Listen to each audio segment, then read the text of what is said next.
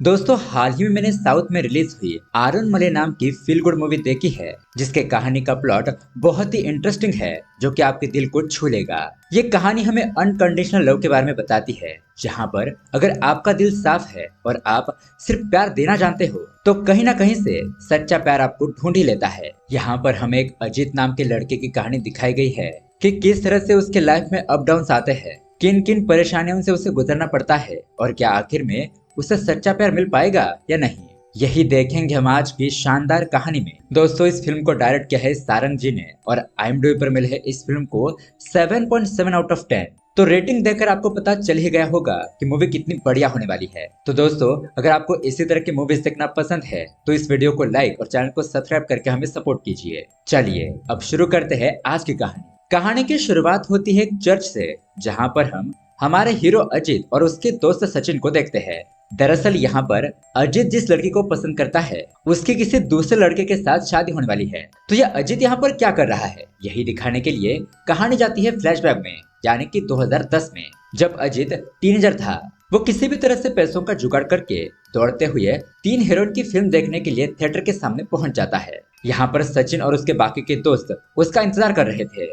अब इन लोगों ने तो अपने लिए टिकट खरीद ली थी, लेकिन उन्हें लगा था कि अजित मूवी देखने के लिए नहीं आएगा, इसलिए उन लोगों ने उसकी टिकट नहीं खरीदी। अब अजित टिकट खरीदने के लिए जाता है, लेकिन उसे टिकट नहीं मिलती। तो अब यहाँ पर उसे 3 हीरोइन की फिल्म देखने के लिए नहीं मिलती, इसलिए वो वहाँ पर दूसरी रोमांटिक फिल्म लगी थी वो देखने के लिए बैठ जाता है। अब इस मूवी की लव स्टोरी देखने के बाद उसके दिलो दिमाग में प्यार का भूत सवार हो जाता है। उसे लगता है कि प्यार होता है तो गाने बजने लगते हैं, हवाएं चलने लगती है, दिल में धक धक होता है और सामने वाला इंसान तुमसे बेइंतहा मोहब्बत करता है। तो अब इसी रोमांटिक मूवी को देखकर वो खुश हो जाता है। उसके बाद हम अजित के घर पर देखते हैं उसकी माँ बहुत अच्छा खाना बनाती है, आस पड़ोस के लोगों को टिफिन पैक करके भी देती है। अजित के पिताजी एक इंश्योरेंस एजेंट होने के साथ बहुत ही स्ट्रिक्ट होते हैं। खैर अब यहाँ पर अजित अपने फ्रेंड सचिन से कहता है कि यार कुछ भी करके मुझे प्यार को महसूस करना है, वरना मुझे नहीं लगता कि मैं बिना प्यार के जी पाऊंगा।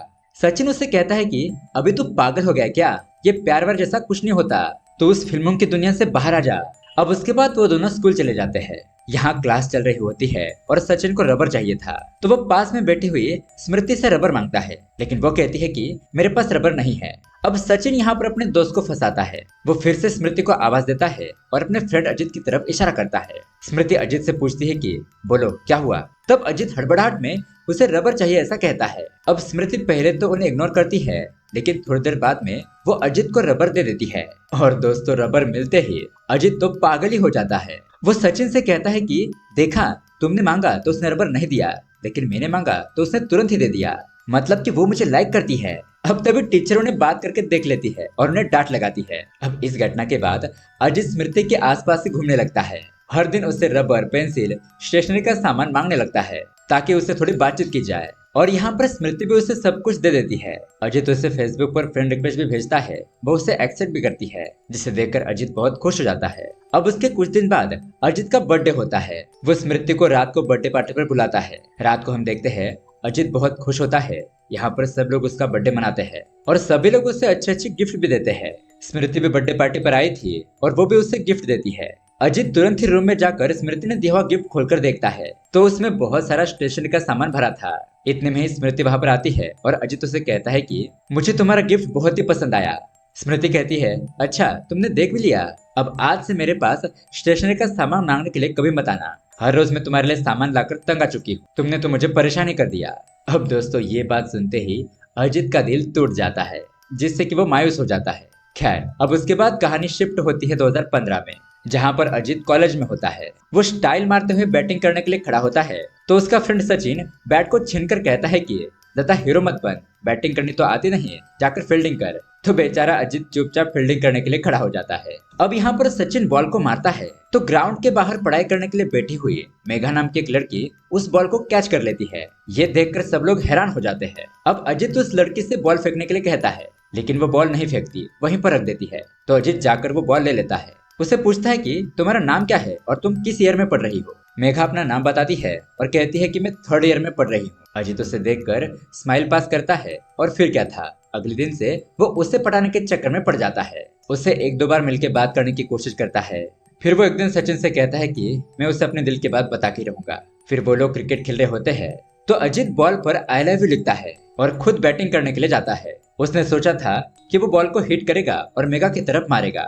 मेगा उस बॉल को कैच करेगी और आई लव यू लिखा हुआ पढ़ लेगी। लेकिन दोस्तों, जब अजित बैट घुमाता है तो वो बॉल को हिट नहीं करता, बल्कि बैट को ही फेंक देता है और वो बैट मेघा के सर पर जाकर लग जाती है, जिससे कि अब यहाँ पर भी उसका पत्ता कट हो जाता है। यानी कि स्कूल में भी हालत खराब और कॉलेज में भी बुरा हाल। अब उसके बाद हम प्रेजेंट में आते हैं 2022 में। ये लोग चर्च में होते हैं और स्नेहा नाम की लड़की की शादी थी। वो चर्च में आती है और तभी अजित उसके सामने आ जाता है। कहता है कि मैं तुमसे बहुत ज्यादा प्यार करता हूँ, तुम ये शादी मत करो। स्नेहा उसे कहती है कि ये तुम क्या बकवास बातें कर रहे हो, इससे पहले तो तुमने मुझे इसके बारे में कुछ नहीं कहा, अब यहाँ पर आकर तमाशा मत करो, चलो जाओ यहाँ से। लेकिन अजित उसकी बात नहीं मानता। यानी कि ये लोग यहाँ पर बहुत बड़ा हंगामा कर देते हैं। वहाँ पर मौजूद लोग तुरंत ही सचिन और अजित को पकड़कर पुलिस को बुला लेते हैं। फिर क्या था, पुलिस उन्हें पकड़कर ले जाती है। रात को हम देखते हैं अजित के पिताजी पुलिस स्टेशन में आते हैं। वहाँ पर ऑफिसर उन्हें डांटते हुए कहता है कि आपके बेटे ने शादी में जाकर एक लड़की की शादी तोड़ने की कोशिश की। अपने बेटे को कैसी परवरिश दी आपने? देखिए, उन लड़की वालों ने कंप्लेंट की है। अगर आप ये मामला यहीं पर निपटाना चाहते हो तो नुकसान भरपाई के तौर पर 80,000 रुपए देने होंगे, तो ही हम इस केस को क्लोज कर देंगे। तो होना क्या था, अजित के पिताजी पैसे देकर उसे छुड़ाकर घर ले जाने लगते हैं। अजित यहाँ पर अपने पिता से माफी मांगता है। कहता है कि मैं आइंदा से ऐसी गलती नहीं करूंगा, प्लीज पिताजी आप ये बात माँ को मत बताना। लेकिन अगले दिन हम देखते हैं उसकी माँ को ये बात पता चल जाती है। वो अजित को डांटने लगती है। अजित कहता है कि मुझे लगा कि वो लड़की मुझसे प्यार करती है, इसलिए मैं उस शादी में गया था। उसकी माँ कहती है, अच्छा तो तुम्हें लगा था, तुमने एक बार भी उस लड़की से पूछना जरूरी नहीं समझा। हमने तुम्हें इतना लाड प्यार से बड़ा किया, तुम्हारे मर्जी जैसा जीने दिया, और तुमने हमारे प्यार का ये फायदा उठाया जो हमें तुम्हें पुलिस से छुड़ाने की जरूरत पड़ गई। अब मैं कुछ नहीं जानती, तुम्हारे पापा जहाँ कहेंगे वहाँ जाकर तुम नौकरी करोगे, बहुत हो गई तुम्हारी आवारागर्दी। अजित कहता है कि ठीक है माँ, मैं कहीं ना कहीं जॉब ढूंढ लूंगा, लेकिन मुझे ब्रोकर वाली जॉब नहीं करनी। उसके पिताजी कहते हैं कि मेरा एक फ्रेंड है, उसकी एक बहुत बड़ी कंपनी है, वहां पर जाकर काम करके देख लो। लेकिन अजित अपने पिता की बात नहीं मानता। कहता है कि क्या आपने कभी मेरे बारे में सोचा है? मेरी पसंद नापसंद इसके बारे में तो आपको कुछ भी नहीं पता, और मैंने आपसे एक बात कही थी कि पुलिस वाली बात माँ को मत बताना। अब आपकी तरह माँ भी मुझसे नफरत करने लगी है। तो अजित की ऐसी बातें सुनकर उसकी माँ उसे एक थप्पड़ लगाती है। वो कहती है कि तुम्हारे पिता ने मुझे कुछ नहीं बताया, उनके बारे में उल्टी सीधी बात मत बोलो। आगे वो कहती है कि अब तुम्हें जॉब पर जाना ही होगा, थोड़ी जिम्मेदारी उठाओगे तभी तुम्हें जिंदगी क्या होती है यह सब कुछ समझ में आएगा। पापा जिस फ्रेंड के कंपनी के बारे में बात कर रहे हैं वहां पर जाकर जॉब कर लो, अगर तुम ऐसा नहीं करोगे तो मैं तुमसे नाराज हो जाऊंगी। तो दोस्तों फिर क्या था, अजित को ना चाहते हुए भी उस कंपनी में जॉब करने के लिए जाना पड़ता है। अजित उस कंपनी में पहुंचता है। इस कंपनी का नाम होता है लाइफ टाइम मैट्रिमोनी, जैसा नाम वैसा काम। यहाँ पर लड़का और लड़की को एक दूसरे से मिलाकर शादी करने का काम होता है। अब अजित को ऑफिस में जाते वक्त लिफ्ट में एक बहुत ही सुंदर लड़की दिखाई देती है। उसके बाद वो ऑफिस में जाता है, वहाँ पर बॉस जेवियर से मिलता है, यानी कि यही उसके पिता के फ्रेंड होते हैं। वो अजित के बारे में थोड़ी बहुत बातें पूछते हैं और उसे जूनियर रिलेशनशिप मैनेजर बना देते हैं। फिर मयूर को बुलाकर सारा काम समझाने के लिए कहते हैं। अब आगे मयूर उससे पूछता है कि क्या इससे पहले तुमने किसी और कंपनी में काम किया है? अजित बताता है कि हाँ, मैंने एक कंपनी में अकाउंट के तौर पर काम किया था, लेकिन उन कंपनी वालों ने मुझे निकाल दिया। मयूर कहता है कि ओ माय गॉड, ये लड़का बहुत ही खतरनाक लगता है, इससे बचकर ही रहना होगा। और फिर वह उसे काम समझा देता है। अब अजित जॉब करने के लिए तैयार हो गया था। ये बात उसकी माँ को अच्छी लगती है। उसके अगले सीन में हम देखते हैं अजित आधा घंटा ऑफिस में लेट पहुंचता है। उसकी कंपनी में वो सुंदर लड़की अंजलि कुछ एम्प्लॉय के साथ मिलकर मीटिंग कर रही होती है। अजित भी वहां पर जाकर बैठ जाता है। अंजलि बताती है कि लोग समंदर के पास, पानी के अंदर, हिल स्टेशन पर, ऐसी सुंदर जगहों पर फोटो खिंचवाना चाहते हैं, अपनी लाइफ टाइम मेमोरी क्रिएट करना चाहते हैं। हम उन्हें यही सब कुछ बेचेंगे, कोई अच्छी प्रोफाइल दिखे तो यही आपके लिए परफेक्ट मैच है, ऐसा कहकर उनकी मैचिंग करवा देंगे। इस तरह से आपको हर महीने में 4 कन्वर्जन करने होंगे। वो एम्प्लॉयज को बताती है कि अगर तुम लोगों ने महीने में 4 रिश्ते फिक्स नहीं किए, तुम्हारे 4 कन्वर्जन नहीं हुए, तो अगले महीने तुम्हारे जगह पर कोई और बैठा होगा। अंजलि को इतना स्ट्रिक्ट देखकर अजित तो हैरान हो जाता है। अब मीटिंग खत्म होने के बाद अंजलि उसे डांटती है, वार्निंग देते हुए कहती है कि आज के बाद लेट कभी मत आना, 9 से 1 मिनट कम ना होना चाहिए, ना ज्यादा। उसके बाद मयूर अजित को बताता है कि ये लड़की अंजलि हमेशा अपने ऑफिस में एम्प्लॉय ऑफ द मंथ रहती है। मेरी जूनियर बनकर ज्वाइन हुई थी, लेकिन अब देखो बहुत बड़ी मैनेजर बन गई है। अब तक मैंने तो सिर्फ 150 कन्वर्जन किए हैं, लेकिन इसने तो 900 का आंकड़ा भी पार कर दिया है। हमारे बॉस जेवियर सर भी इसकी बात नहीं टालते। ये जो बोल देती है कंपनी में वही रूल बन जाता है। अब अगले दिन हम देखते हैं अजीत भाग भाग कर जल्दी से अपने टाइम पर ऑफिस पहुंचता है। आज उसका काम होता है क्लाइंट की रिक्वायरमेंट नोट करना। बहुत सारे लोग आते हैं, उन्हें कैसी लड़की चाहिए, कैसा लड़का चाहिए, अपने डिटेल बताते हैं।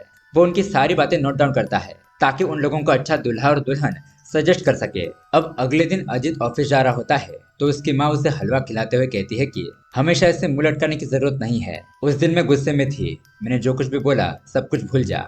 तुम जिम्मेदार बन रहे हो, इससे बढ़कर मेरे लिए और कोई भी खुशी नहीं है। तो ये बात सुनकर अजीत भी बहुत खुश हो जाता है।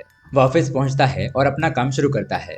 यहाँ पर वो एक क्लाइंट को उनकी बेटी के लिए रिश्ता सजेस्ट करता है, लेकिन उन्हें वो रिश्ता पसंद नहीं आता। उनकी यहाँ पर बहस होने लगती है और तभी आवाज सुनकर अंजलि वहां पर आती है। वो तुरंत ही उस क्लाइंट को हैंडल करती है, उनके लड़की की रिक्वायरमेंट देखती है और उन्हें बताती है कि सर देखिए, आपकी बेटी बैंकिंग सेक्टर में काम करती है और ये जो मनीष नाम का लड़का है जो फॉरेन में रहता है उसके लिए बिल्कुल भी परफेक्ट है। बैंकिंग में होने की वजह से उसे वहां पर बहुत ही अच्छी जॉब मिल जाएगी और यहाँ से तो वहां पर जाने के लिए 4 घंटे की फ्लाइट भी है। आप कभी भी आ जा सकते हो। आगे जाकर उन्हें बच्चे होते हैं तो आपका कल्चर भी उनसे जुड़ा हुआ रहेगा। हमारे यहाँ के बहुत सारे लोग वहाँ पर रहते हैं, आप चिंता मत कीजिए सर। अब ये सारी बातें सुनने के बाद वो लोग इस रिश्ते के लिए मान जाते हैं। दरअसल दोस्तों अंजलि तो मैनिपुलेट करने के लिए माहिर थी ही। फिर वो अजीत को अपने केबिन में बुलाती है और उसे डांटने लगती है। कहती है कि 1 महीने से काम कर रहे हो ना, अभी तक तुम्हें क्लाइंट की रिक्वायरमेंट समझ में नहीं आती है। क्लाइंट को कैसे हैंडल करना है, उनके रिक्वायरमेंट के हिसाब से उन्हें मैच दिखाना होता है। अब ये सीखने के लिए तुम प्रीवियस ईयर के हमारे कन्वर्जन किए हुए क्लाइंट की फाइल पढ़ो। वो फाइल पढ़ने के बाद ही तुम्हें समझ में आएगा कि मैच कैसे की जाती है। अब दोस्तों उसके बाद क्या था, 9 to 5 की जॉब की तरह ही अजीत के ऊपर काम का प्रेशर बढ़ने लगता है। वो प्रीवियस ईयर के फाइल चेक करता है, उसके टेबल पर बहुत सारी फाइल्स बढ़ जाती है। अब वो फाइल पढ़ता है, रिसर्च करता है, कन्वर्जन करने की कोशिश करता है, लेकिन एक भी डील कर नहीं पाता। वो कोई भी मैचिंग फिक्स कर नहीं पा रहा था, जिससे कि अब वो बहुत परेशान हो जाता है। फिर हम देखते हैं वो यही बात अपने दोस्त सचिन को बताता है। ये तक कह देता है कि तुम्हारे कंपनी में अगर कोई जॉब हो तो मुझे बता दो, मैं ये काम छोड़कर तुम्हारे यहाँ पर आ जाऊंगा। सचिन उससे कहता है कि सभी कंपनी में जॉब ऐसा ही होता है, तुम्हें अपने काम को कुछ नए तरीके से करने की कोशिश करनी होगी जिससे तुम्हें भी मजा आए और तुम्हारा काम भी हो जाए। और चिंता मत करो, तुम धीरे धीरे काम सीख जाओगे। अब उसके बाद अजीत ऑफिस में काम कर रहा होता है तो तभी उसे एक आइडिया आता है। वो कार्ड का गेम खेलकर जोड़ियों को मैच करने लगता है। अब ये उसका तरीका लोगों को भी बहुत पसंद आता है। उन्हें उनका मन पसंदीदा वाला पार्टनर मिलने लगता है और धीरे धीरे उसके कन्वर्जन होने लगते हैं। अब 1 महीने के बाद अंजलि मीटिंग लेती है और एम्प्लॉय से पूछती है कि आप लोगों का कन्वर्जन कितना हुआ। तो सभी लोग चुप हो जाते हैं क्योंकि किसी का तो 1-2 ही कन्वर्जन हुआ था, ज्यादातर लोग 0 पर ही थे। लेकिन तभी वहां पर अजीत कहता है कि मैंने 4 कन्वर्जन किए हैं। तो ये देखकर अंजलि भी थोड़ा हैरान हो जाती है। अब ऐसे ही एक और महीना बीत जाता है। अजीत जब कंपनी के बाहर चाय पी रहा होता है तो मनोहर नाम का एक 54 साल का आदमी हर हफ्ते में 2-4 बार यहाँ पर आते रहता है, क्योंकि उसे भी शादी करनी थी। लेकिन अभी तक इस कंपनी ने उसके लिए कोई भी मैच ढूंढकर नहीं दिया था। अजीत कहता है कि सर आप चिंता मत कीजिए, आपके लिए मैच ढूंढ देंगे। अब तभी यहाँ पर अजीत को उसके बॉस का कॉल आता है। अजीत केबिन में पहुंचता है तो जेवियर उससे कहता है कि 1 महीने में 16 कन्वर्जन, बहुत बढ़िया, तुमने तो बहुत ही अच्छा काम किया है। फिर वो अंजलि से कहता है कि तुम जो बड़े क्लाइंट से आज मीटिंग करने के लिए जा रही हो ना, इसे भी अपने साथ ले जाओ, बहुत ही होशियार लड़का है, कुछ सीख जाएगा। अब अगले सीन में हम देखते हैं एक अमीर आदमी गणेश वरदराजन को। अंजलि और अजीत ये दोनों उसके बहुत बड़े बंगले में पहुंच जाते हैं। यहाँ वरदराजन एक चुटकी बजाता है और तभी उसका कुत्ता खाना खाता है। फिर वो अंजलि से कहता है कि मेरी बेटी के लिए एक वेल सेटल अमीर घर का लड़का जो कि हमारे खानदान से मैच होना चाहिए, इस तरह का रिश्ता ढूंढ दो, और हाँ कुंडली मैच जरूर होनी चाहिए। तभी यहाँ पर अजीत कहता है कि जरा आपकी बेटी को बुलाइए, उससे पूछना है कि उसे कैसा लड़का चाहिए। ये बात सुनकर वरदराजन थोड़ा गुस्सा हो जाता है। वो कहता है कि मैं जिसके साथ शादी करने के लिए कहूंगा मेरी बेटी उसके साथ ही शादी करेगी। वो अपनी बेटी को बुलाता है और बताने के लिए कहता है। उसकी बेटी महा भी कहती है पापा जहाँ कहेंगे मैं वहीं पर शादी करूंगी। ऐसा कहकर वो आंगन में चली जाती है। अब अंजलि हल्के से अजीत से कहती है तुम थोड़ा बाहर जाओ, मैं सर से बात करके और भी कुछ डिटेल्स ले लेती हूँ। इसलिए अजीत बाहर चला जाता है। अब उसके बाद ये लोग ऑफिस में आ जाते हैं और उस लड़की महा के लिए परफेक्ट मैच ढूंढने लगते हैं। अंजलि सभी एम्प्लॉयज को अब उस वरदराजन को 1 महीने के अंदर अच्छा रिश्ता चाहिए था, तो अंजलि अपने सभी एम्प्लॉयज को इस काम में लगा देती है। सभी एम्प्लॉय अमीर लड़कों की प्रोफाइल चेक करने लगते हैं। अब अंजलि को यहाँ पर एक लड़के की प्रोफाइल मिल जाती है, लड़के का नाम होता है श्याम, 300 करोड़ की प्रॉपर्टी, इंपोर्ट एक्सपोर्ट का फैमिली बिजनेस। तो ये देखकर अंजलि मयूर को उस लड़के की इंफॉर्मेशन निकालने के लिए कहती है। उसके बाद मयूर श्याम के घर पर जाता है, छुपकर जांच करता है, फोटो लेता है, रियलिटी चेक करता है। अब ये लड़का फाइनेंशियली सोशली गणेश वरदराजन की बेटी महा के लिए परफेक्ट मैच बन जाता है। तो अंजलि तुरंत ही उसके साथ मीटिंग फिक्स कर देती है। अब उसके 2 दिन बाद वो अजित के साथ मिलकर शाम से शादी की बात करने के लिए कैफे में पहुंचती है। यहाँ पर ये दोनों वेट कर रहे होते हैं तो अंजलि अजित से कहती है कि देखो, पिछली बार की तरह मुंह मत खोलना, यहाँ पर सब कुछ मैं हैंडल करूंगी, तुम बस देखना। अगर तुम्हारी वजह से यहाँ पर कोई भी प्रॉब्लम हुई ना तो तुम्हें जॉब से निकाल दूंगी। तो अजित कहता है कि ठीक है, मैं कुछ नहीं बोलूंगा। अब उन दोनों को बुलाया जाता है और दोस्तों यहाँ पर हम देखते हैं अजित के फ्रेंड सचिन को, जो कि दूल्हे श्याम का बड़ा भाई विनोद कहकर अपना नाम बताता है। और यहाँ पर आता है एक ट्विस्ट। दरअसल दोस्तों उस दिन अजित गार्डन में खड़ा था तो वहां पर उसे महा दुखी हालत में दिखाई दी। वो उसके पास जाकर बात करता है तो महा उसे बताती है कि वो और श्याम नाम का एक लड़का एक दूसरे से बहुत ज्यादा प्यार करते हैं, लेकिन श्याम एक छोटी सॉफ्टवेयर कंपनी में काम करता है, इसलिए मेरे पिता ने हमारा रिश्ता ठुकरा दिया और अब वो मेरी जबरदस्ती किसी अमीर लड़के से शादी करवा रहे हैं। अगर ऐसा हुआ तो शादी के दिन मैं जहर खाकर मर जाऊंगी। इसलिए दोस्तों महा को बचाने के लिए अजित ने ये सब कुछ नाटक रचा था। उसने जानबूझकर अंजलि और कंपनी के एम्प्लॉयज को श्याम नाम की लड़की की प्रोफाइल दिखाई कि उसका इंपोर्ट एक्सपोर्ट का बिजनेस है, वो बहुत ही अमीर है, ऐसा सब कुछ विश्वास दिलाया। ऐसी सेटिंग कर दी कि किसी को शक ना हो। और अब ये लोग उसी का रिश्ता लेकर महा के पिताजी के पास जाएंगे। और दोस्तों महा के पिताजी को बस इतना पता था कि उनकी बेटी एक जॉब करने वाले लड़के से प्यार करती है। उन्होंने उस लड़के का चेहरा नहीं देखा था, इसीलिए अगर शादी होने तक ये नाटक सक्सेसफुल हो गया और अगर बाद में सच्चाई पता चल भी गई तो कोई कुछ भी उखाड़ नहीं पाएगा। यही अजित का प्लान होता है। अब यहाँ पर उसका दोस्त सचिन और वो लड़का श्याम बहुत ही परफेक्ट एक्टिंग करते हैं, जैसे कि वो लोग बहुत अमीर हो, और शादी के फिक्स करने की बात आगे बढ़ाते हैं। अगले दिन हम अंजलि को ऑफिस में देखते हैं, जो वरदराजन को फोन करके ये बात बता देती है और शाम का रिश्ता तय कर देती है, जिससे कि सभी एम्प्लॉयज खुश हो जाते हैं क्योंकि इतनी बहुत बड़ी डील हो चुकी थी। अब सारा काम खत्म होने के बाद अंजलि अजित को अपने केबिन में बुलाती है। उसे कहती है कि तुमने बहुत अच्छा काम किया है, जरा ये महा के दूल्हे की प्रोफाइल चेक करके बॉस के केबिन में फाइल रख देना। और दोस्तों अजित जब उस प्रोफाइल को देखता है तो उसे बहुत बड़ा शॉक लगता है, क्योंकि वो प्रोफाइल एक डॉक्टर लड़के की थी जो कि अमीर खानदान से बिलोंग करता है। अब दोस्तों यहाँ पर अंजलि उसे बताती है कि क्या तुम मुझे बेवकूफ बनाने की सोच रहे थे? तुम्हें क्या लगा मैं ऐसे किसी भी प्रोफाइल पर भरोसा कर दूंगी? मैं यहाँ पर सालों से काम कर रही हूँ, तुम मेरी आंखों में धूल नहीं झोंक सकते। अब तुमने क्लाइंट के साथ धोखा किया है, कंपनी के रूल फॉलो नहीं किए, इसलिए मैं इस मुद्दे को बड़ा बनाकर तुम्हारी पुलिस में कंप्लेंट कर सकती हूँ, या फिर तुम अगले ही दिन ये जॉब छोड़कर चले जाओ। ऐसा कहकर वो ऑफिस से जाने लगती है। अब अजित उसे रोकता है, सॉरी कहता है। वो कहता है कि ऐसा मत करो, महा और वो लड़का 5 साल से एक दूसरे से प्यार कर रहे हैं। अंजलि कहती है कि तो क्या हुआ, ये बात उसे अपने पिता को बतानी चाहिए थी, हमें नहीं। हमें बस उनके कंडीशन के अनुसार एक लड़का ढूंढकर देना है, यही हमारा काम था। तुम्हें ये फालतू के किसी की मदद करने के चक्कर में नहीं पड़ना चाहिए था।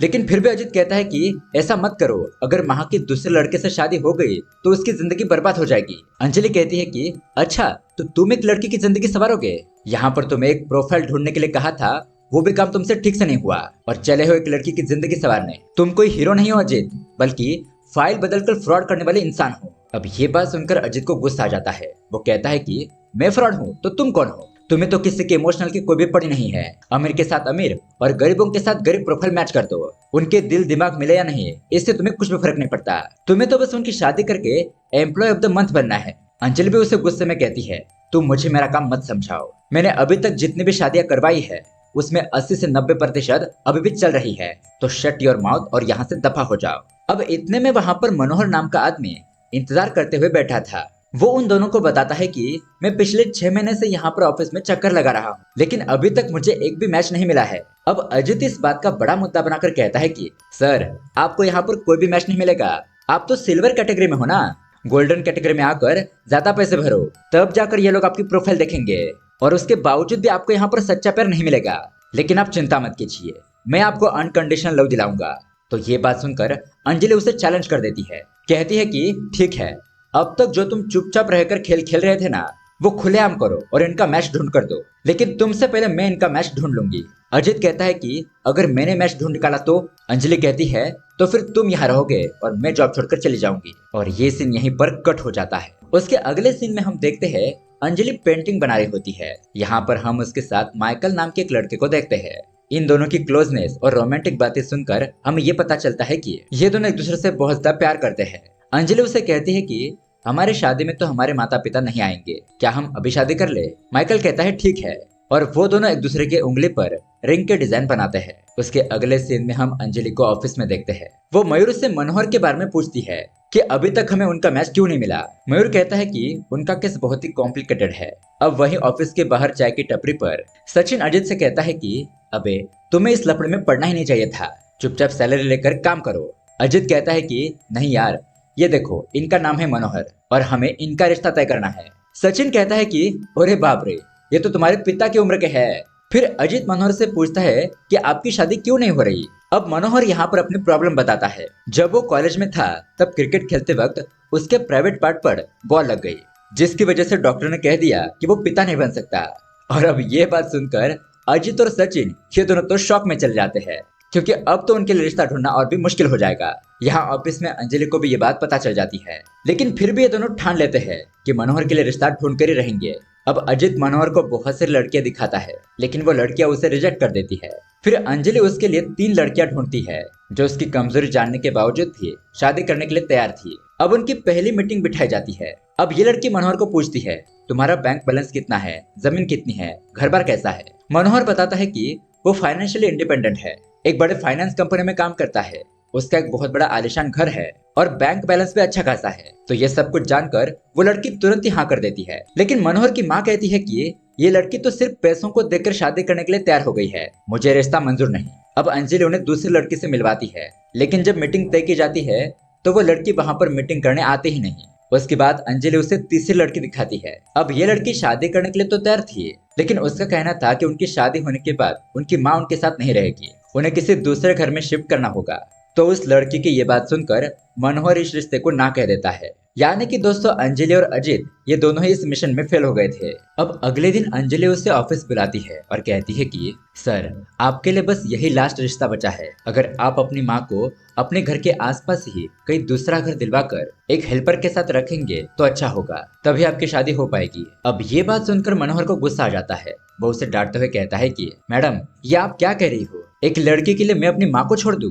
मेरी माँ ने बचपन में सिलाई मशीन चला चला कर मुझे पढ़ाया लिखाया बड़ा किया, और अब मैं उनके बुढ़ापे में उन्हें घर से बाहर निकाल दूं? आप लोग ये नहीं समझ सकते। अब यहाँ पर मनोहर अंजलि को डांटते हुए पूरा स्टाफ देख रहा होता है। अजित वहाँ पर आता है और मनोहर को शांत करने की कोशिश करता है, कहता है कि हम इस पर बाद में बात करेंगे। लेकिन मनोहर उससे भी डांटता है कि तुम दोनों अपना कंपटीशन जीतने के लिए मेरा इस्तेमाल कर रहे हो, तुम्हारे लिए तो मेरी भावनाओं की कोई भी कदर नहीं है। अब तो मुझे शादी ही नहीं करनी, मैं अपनी माँ के साथ खुशी खुशी रह लूंगा। और क्या तुम दोनों अपने माँ बाप को छोड़कर किसी के साथ रह सकते हो? नहीं ना, तो आइंदा ऐसी बात किसी और के सामने मत करना। ऐसा कहकर वो चला जाता है। अब दरअसल दोस्तों अंजलि के कहने का वो मतलब नहीं था। अंजलि को भी बहुत भला बुरा सुनना पड़ता है, तो वो वहाँ से दुखी होकर चली जाती है। लेकिन मनोहर भी अपनी सिचुएशन से बहुत परेशान हो गया था। खैर, अब अगले दिन हम देखते हैं अंजलि ऑफिस नहीं आती। ऐसे ही 2-4 दिन बीत जाते हैं और अजित देखता है कि वो अभी तक ऑफिस क्यों नहीं आई। उसे अंजलि की फिक्र होने लगती है, इसलिए वो उसके घर पर चला जाता है।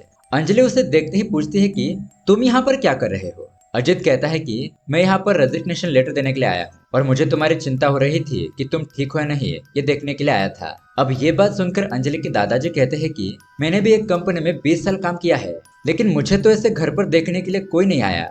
लगता है ये तुम्हारा बहुत ही अच्छा दोस्त है। अंजलि कहती है ठीक है अजीत, मैंने तो बॉस को बता दिया था कि मैं 1 हफ्ते की छुट्टी पर जा रही हूँ, क्या तुम्हें भी बताना था? ठीक है, अब तुम आ गए हो तो बैठो। फिर वो उसे पूछती है कि क्या तुम बस यहाँ पर रेजिग्नेशन लेटर देने के लिए आए थे, क्या तुम्हें कुछ और भी कहना है? अजित कहता है कि मुझे तो तुम ठीक हो या नहीं ये देखना था बस। अब अंजलि को ये बात अच्छी लगती है। वो उसका रेजिग्नेशन लेटर देखती है और कहती है कि अरे, इसमें तो स्पेलिंग और फॉर्मेट गलत है। पहले तुम रेजिग्नेशन लेटर कैसे लिखते हैं वो सीखो और उसके बाद जॉब छोड़ना। कल सुबह हम मिलते हैं ऑफिस में, टाइम पर पहुंच जाना। यानी कि दोस्तों अब अंजलि नहीं चाहती थी कि अजित जॉब छोड़कर जाए। अजित को भी ये बात समझ में आती है और वो भी स्माइल करके वहां से बाय कहकर चला जाता है। अगले दिन अंजलि मुस्कुराते हुए ऑफिस में आती है और फिर उनका काम अच्छे से स्टार्ट होता है। अंजलि और अजित के बीच की दोस्ती और बढ़ने लगती है।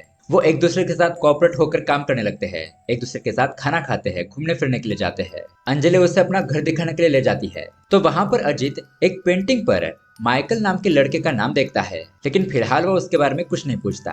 अब एक दिन अजीत भी अंजलि को अपने घर पर खाना खिलाने के लिए ले जाता है। यहाँ पर सचिन, अजीत, उसकी माँ और अंजलि बहुत ही हंसी खुशी एक साथ मिलकर खाना खाते हैं। अंजलि को भी ये सब कुछ बहुत अच्छा लगता है। फिर एक दिन हम देखते हैं बीच साइड पर प्री वेडिंग की शूटिंग चल रही थी, तो अंजलि और अजीत उन्हें कैसे पोज में खड़ा होना है वो सिखाते हैं, और यहाँ पर उन दोनों के बीच प्यारा मोमेंट भी क्रिएट हो जाता है। अब कुछ दिन बाद हम देखते हैं ऑफिस में फिर से वो मनोहर आ जाता है। वो तो इन दोनों को साथ में प्यार से बात करता हुआ देखकर शॉक ही रह जाता है, क्योंकि ये दोनों तो पहले इतना झगड़ते थे। फिर मनोहर अजीत को बताता है कि उसे उसका मैच मिल गया है। दरअसल दोस्तों, इस कंपनी के रिसेप्शन पर बैठने वाली कविता मनोहर से प्यार करने लगी थी।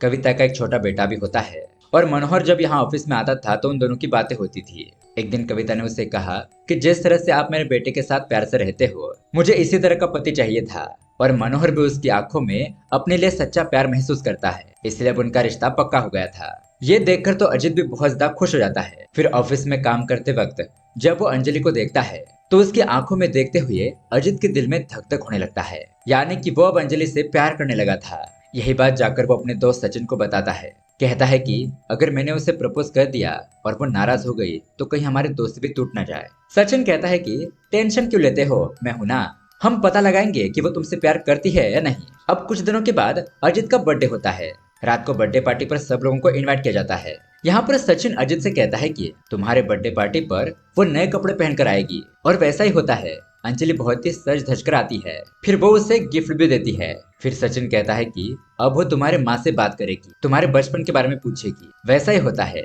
अंजलि अजीत की माँ के साथ बात करने के लिए बैठ जाती है। फिर अजीत अंजलि ने दिया हुआ गिफ्ट खोलकर देखता है, तो दोस्तों ये उस बीच वाले सीन की फोटो थी, जो कि बहुत ही प्यारी थी। ये देखकर अजीत को पक्का यकीन हो जाता है कि अंजलि भी सच में उसे लाइक करती है। उसके बाद बर्थडे सेलिब्रेट किया जाता है और अजीत अंजलि को छोड़ने के लिए जाने लगता है, और वो यहाँ पर अंजलि को अपने दिल की बात बता देता है कि मैं तुमसे प्यार करता। अब अचानक प्यार की बात सुनकर अंजलि थोड़ी परेशान हो जाती है। जब अजीत उससे आई लव यू कहता है तो अंजलि को अपना फ्लैशबैक याद आता है कि जब वो माइकल के साथ थी तब वो उसे बहुत मारता पीटता था। उनके बीच बहुत झगड़े होने लगे और वो बहुत दुखी हो गई। उसका प्यार पर से भरोसा उठ गया था। अब यहाँ पर अंजलि अजीत से कहती है कि फिलहाल मुझे इस बारे में कुछ बात नहीं करनी, हम कल मिलते हैं। लेकिन अजीत इस बात पर जोर डालने लगता है। वो कहता है कि मुझे तुम्हारा जवाब सुनना है, प्लीज बताओ क्या तुम भी मुझसे प्यार करती हो? अगर उस माइकल की वजह से तुम ना कह रही हो तो मैं तुम्हारे इस प्रॉब्लम को फिक्स कर दूंगा। सभी लड़के एक जैसे नहीं होते, तुम मुझ पर भरोसा करके तो देखो, मैं तुम्हारा ट्रॉमा दूर कर दूंगा। अब ये बात सुनकर अंजलि को गुस्सा आ जाता है। वो कहती है कि तुम्हें क्या लगता है मैं इतनी कमजोर हूँ और तुम मुझे फिक्स कर दोगे? तुम्हें मेरे बारे में पता ही क्या है जो तुम ये सब कुछ बोल रहे हो? तुम्हें क्या लगा था तुम मेरी जिंदगी में आ जाओगे और मेरी जिंदगी संवार दोगे? मैं खुद को संभाल नहीं सकती? मुझे तुम्हारे सोच बिल्कुल भी पसंद नहीं आई। ऐसा कहकर वो गुस्से में वहां से चली जाती है। अब दोस्तों, अजीत भी ये सब कुछ सुनकर बहुत दुखी हो जाता है। क्या उसने अंजलि का जवाब सुनने में जल्दबाजी की थी? और अब एक और बार अजीत का दिल टूट चुका था। अगले दिन अजीत ऑफिस जाता है तो अंजलि नहीं आई थी। अंजलि उसके 2-3 बाद भी ऑफिस नहीं आती, इसलिए अजीत अंजलि के घर पर जाकर देखता है तो वहां पर ताला लगा था। ऑफिस में पूछने पर किसी को कुछ नहीं पता था। ये देखकर अजीत बहुत दुखी हो जाता है। उसे जगह जगह पर ढूंढने लगता है। ढूंढते ढूंढते वो अंजलि के दादाजी के पुराने घर तक पहुंच जाता है, लेकिन दादाजी को भी पता नहीं था कि अंजलि कहाँ है। अब घर पर आने के बाद अजीत भी ऑफिस नहीं जाता, दुखी होकर पड़ा रहता है। तो एक दिन उसकी माँ उसे समझाती है कि मैं जब जवान थी तब मैंने भी प्यार किया था, एक लड़के के साथ भाग गई थी, लेकिन 1 साल के अंदर ही मुझे उस लड़के की असलियत पता चल गई। वो बहुत शराब पीने लगा, मुझे मारने पीटने लगा। मेरे जिंदगी में प्यार जैसा कुछ बचा ही नहीं था, इसलिए मैं उसे छोड़कर फिर से अपने घर पर आ गई। घर वालों ने मेरे तुम्हारे पिता के साथ शादी करवा दी, लेकिन तुम्हारे पिता ने मेरा सम्मान किया, मुझे जो चाहिए था वो दिला दिया, कभी भी मुझ पर हाथ नहीं उठाया और हमेशा प्यार से बात की। धीरे धीरे मुझे भी उनसे प्यार होने लगा और मुझे लगता है कि यही सच्चा प्यार है। अगर तुम भी अंजलि से उसी तरह का प्यार करते हो तो वो तुम्हें जरूर मिलेगी, तुम हिम्मत मत हारना। अब इस बात से अजीत को थोड़ा अच्छा लगता है। वो अपने पिता और माँ की और रिस्पेक्ट करने लगता है, पिता की हर बात मानने लगता है। और दोस्तों, अब ऐसे ही 3 महीने बीत जाते हैं। अब यहाँ पर ऑफिस में पता चलता है कि उस अमीर आदमी गणेश वर्धन ने अपनी बेटी महा की डॉक्टर लड़के से शादी की थी, तो 3 महीने में उनका डिवोर्स हो गया। ये तो जाहिर सी बात है, क्योंकि महा तो दूसरे लड़के से प्यार करती थी। ये तो होना ही था, बेचारे उस दूसरे लड़के की जिंदगी बर्बाद हो गई। जबरदस्ती शादी करने का यही अंजाम होता है। अब बॉस यही बात अजीत को बताता है। तो अजित और उसका दोस्त सचिन फिर से महा और शाम को मिलवा देते हैं और उनकी शादी फिक्स करते हैं। उसके अगले सीन में हम देखते हैं उन दोनों की शादी चल रही थी। अब अजित उनकी शादी से तो खुश था, लेकिन उसे अंजलि की याद आ रही थी। तभी दोस्तों शॉकिंगली उसे शादी में अंजलि दिखाई देती है। उसे तो अपनी आंखों पर भरोसा ही नहीं हो रहा था। वो जिसे इतने दिनों से ढूंढ रहा था वो यहाँ पर कैसे आ गई। लेकिन फिर वो चुपचाप वहां से पीछे जाने लगता है। तभी वहां पर सचिन और उसका बॉस आकर उसे रोकते हैं। वहां पर अंजलि खड़ी होती है तो बॉस उसे अपने पास बुलाता है और उसके दादाजी के बारे में पूछता है। ये भी कहता है कि तुम इंडिया कब लौटी। अंजलि कहती है कि जैसे मुझे शादी के बारे में पता चला मैं यहाँ पर आ गई। यानी कि दोस्तों वो दूसरे कंट्री में चली गई थी और उसके घर वाले भी बहुत अच्छे हैं। अब यहाँ पर अजित और अंजलि को बात करने के लिए ये लोग उन दोनों को अकेला छोड़ देते हैं। अजित उसे पूछता है कि तुम कैसी हो। अंजलि बताती है कि मैं ठीक हूँ, फॉरेन कंपनी में जॉब कर रही हूँ। आज शाम की मेरी फ्लाइट है, मैं चली जाऊंगी। तो ये बात सुनकर अजित दुखी हो जाता है कि वो बस शादी अटेंड करने के लिए आई थी। फिर ये सभी लोग मिलकर शादी में मस्ती करते हैं, डांस करते हैं, सारी रस्में निभाते हैं। अब अंजलि के जाने का समय हो जाता है। अंजलि अजित को कार तक छोड़ने के लिए कहती है। चलते हुए वो अजित से कहती है कि महा की शादी मेरी वजह से ही टूटी, इसलिए इन दोनों की शादी फिर से हो रही है ये देखने के लिए मैं यहाँ पर आ गई। वरना मुझे बहुत बुरा लगता है। उस टाइम पर मेरा डिसीजन बहुत ही गलत था, लेकिन तुमने सब कुछ ठीक कर दिया। मुझे पता था कि तुम कुछ गलत होने नहीं दोगे। और दोस्तों फिर वो उसे कहती है कि तुमने उस दिन पूछा था ना कि क्या मैं तुमसे प्यार करती हूँ या नहीं, तो उस वक्त मेरे पास कोई जॉब नहीं था, क्योंकि मेरा तो प्यार पर से भरोसा ही उठ गया था। लेकिन दोस्तों अब अंजलि अजित से गले लगती है और उसे कहती है कि मैं यहाँ पर सिर्फ शादी अटेंड करने के लिए नहीं आई थी, मैं बस तुम्हारे लिए आई हूँ। क्या अब भी तुम मुझसे प्यार करते हो। ये बात सुनकर तो अजित बहुत ज्यादा खुश हो जाता है। उसे कहता है कि मैं तो तुमसे हमेशा ऐसे ही प्यार करता रहूंगा। और दोस्तों फाइनली ये दोनों एक हो जाते हैं। इस तरह से दोस्तों अगर आपका दिल अच्छा है तो सच्चा प्यार आपको ढूंढ ही लेता है। और इसी हैप्पी एंडिंग के साथ ये कहानी यहीं पर एंड हो जाती है। तो दोस्तों ये लव स्टोरी आपको कैसे लगी हमें कमेंट करके जरूर बताइएगा। साथ ही ऐसे ही अमेजिंग मूवी देखने के लिए हमारे चैनल को सब्सक्राइब जरूर कीजिए, लाइक और हाइप करना मत भूलना। मिलते हैं अगली वीडियो में। Keep watching.